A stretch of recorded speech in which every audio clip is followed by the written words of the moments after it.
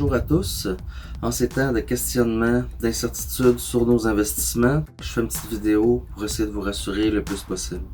C'est sans prétention, je ne suis pas économiste. Même eux, cette année, s'attendaient à ce que la bourse connaisse encore un marché haussier. Mais il n'y a personne, on a vu, qui prédit l'avenir, encore moins moi. Je m'appelle Martin, je m'appelle pas Merlin. Vous ne passerez pas!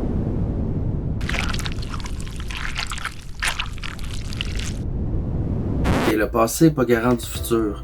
Par contre, je vais essayer de vous rassurer avec des tableaux, des articles, des connaissances acquises, que ce qu'on a vécu, ce qu'on risque de vivre, on l'a déjà vécu, puis on va sûrement le revivre encore. Là, vous allez me dire, on a pogné un virus? Oui. Est-ce que c'est la première fois? Non. Rappelez-vous le SRAS, le H1N1. Juste le SRAS avait causé des pertes de 20% à la bourse. On va regarder le premier tableau.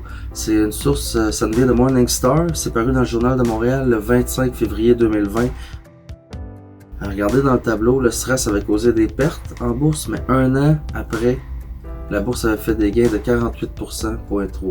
Le H1N1, 58,7% de gains à la bourse dans la première année après l'éradication du virus. Il y avait aussi grippe aviaire, Ebola aussi qu'on connaît qui a été un petit peu moins fort. Bref, on l'a déjà vécu. Oui, mais on risque une récession. Oui, mais on risque une récession. Est-ce que c'est la première fois? Non.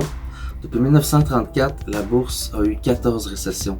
14 fois que le marché a planté de plus de 30%. Ok, on va regarder le tableau suivant. Mais à culpa pour l'image, c'est une photo que j'ai prise d'un imprimé. Ok, c'est un tableau de la gestion de placement AGF, le portrait global de la bourse 2017. Donc, on va regarder quelqu'un ici en 1934, il a 85 ans, qui mettait 1000$ dans les actions américaines. Ici, les actions américaines auraient aujourd'hui dans son portefeuille 2 millions de dollars. 1000$, il a 85 ans investi. On passe à travers 14 récessions. Cette personne-là aurait aujourd'hui 2 millions de dollars dans son portefeuille. Les hauts et les bas de la bourse, c'est des cycles. Le dernier cycle qu'on a connu, c'était en 2008. Rappelez-vous 2008? Non? Tout le monde voulait sortir de la bourse, c'était la catastrophe. Pourtant, depuis ce temps-là, on a eu d'excellents rendements.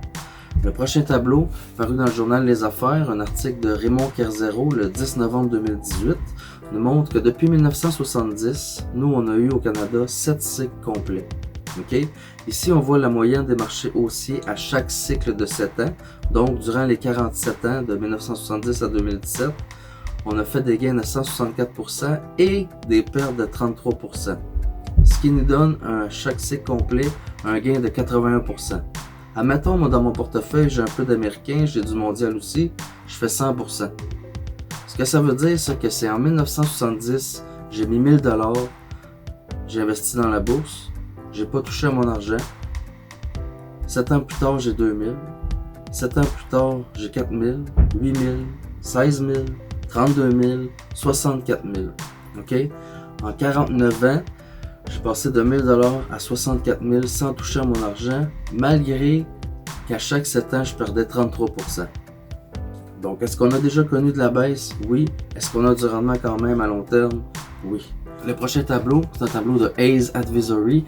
Il va nous montrer le cycle normal des épargnants, le cycle émotionnel. OK?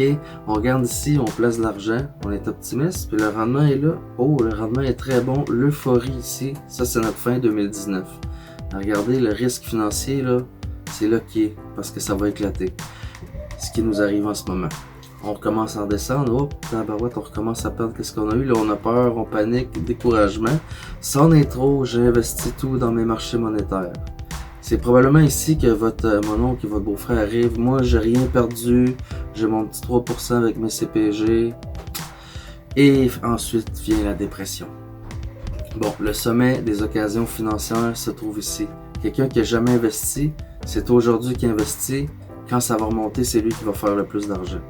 OK? Et ça recommence. L'espoir, le soulagement, l'optimiste. On revient exactement au point de départ qu'on était et on va faire de l'argent. Et on en fait historiquement toujours plus. On l'a vu avec le tableau précédent.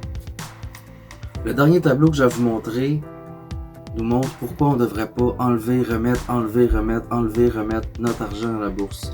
Ok, c'est une formation que j'ai eue en 2019 avec Canada Vie. Le tableau nous montre ici, selon l'indice S&P TSX de 1998 à 2018, quelqu'un qui aurait mis 10 000 $ en 1998 aurait aujourd'hui, en 2018, 3 791. La même personne qui se dit « Ah, le marché va mal, je l'enlève, je le remets, je l'enlève, je le remets, je l'enlève, je le remets ». S'il manque la meilleure semaine de rendement, il va avoir 29 000. S'il manque les 5 meilleures semaines de rendement, il va avoir 21 000 au lieu de 33 000. Si cette personne-là, à toutes les fois que le marché baisse, enlève son argent pour la remettre, puis manque les 10 meilleures semaines de rendement, 10 semaines sur 20 ans. 20 ans, c'est 1040 semaines. Donc si sur 1040 semaines, j'ai manqué les 10 meilleures semaines, la personne aurait 15 000 au lieu de 33 000. La moitié moins d'argent pour se dire « Ah, je vais l'enlever, je vais le remettre quand ça va bien. » Et on manque une meilleure journée, ça a un impact. On manque une meilleure semaine, ça a un gros impact. Donc, le fait de ne pas retirer, remettre, ici on voit l'impact que ça peut avoir si on manque les meilleurs moments de la bourse. Si on peut comparer la bourse à la conduite automobile, au début, quand on conduit, on est comme ça, on n'a pas d'expérience, puis on regarde en avant, puis on essaie d'éviter les accidents. Quand on prend de l'expérience, on regarde au loin, de cette façon-là, on peut tout voir s'en venir, on relaxe, on est confiant, on sait ce qui s'en vient. OK? Et rappelez-vous, c'est pas à cause du COVID qu'il faut qu'on vide nos coffres.